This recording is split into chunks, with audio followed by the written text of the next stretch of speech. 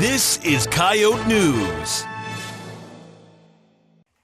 Construction has started on the Dakota Dome, and Coyote News' Devin Martin is live in the muck with David Herbster to find out more. Thanks, Molly. I'm here with David Herbster, Athletic Director here at the University, to talk about the Dakota Dome renovations. So, David, thanks for joining me today. Thank you for having me. Yeah, for sure. So, what amenities are going to be in place for the Dakota Dome and kind of things like that? We will actually have entrances on that west side, a full concourse on the west side like we do currently on the east side. So also permanent seating on that entire side.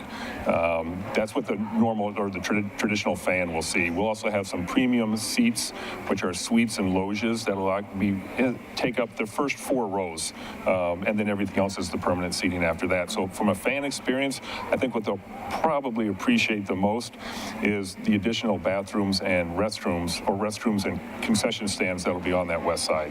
Yeah, kind of what's the timeline also kind of look like for this, for when it's starting to be constructed and kind of moving on into the future and kind of things like that? Sure, so the contractors moved in this week, so they came in on Monday, and so we set up the barriers, essentially cut the dome floor in half, goalpost to goalpost. One side is a construction area, the other side we've actually turned into some different training space areas for some of our teams right now.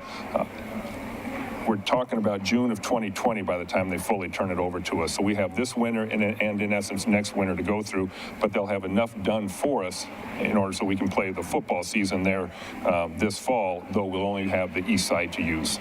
Yeah, and how will this affect student athletes that also kind of utilize these facilities and kind of things like that too?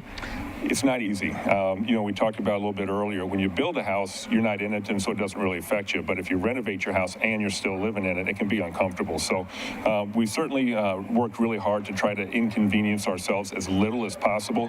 We've leased a space out on the east end of town by the bypass over by Masaba, both from a storage standpoint and a training perspective. So we really need to get through the next 2 months until the weather warms up enough. But it's certainly not ideal, but it's a much better solution than actually having nothing at all.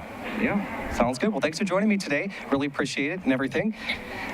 And for more information, you can visit usc.edu to look at the whole entire list of amenities and kind of things like that as well online. Live in the muck for Coyote News, I'm Devin Martin.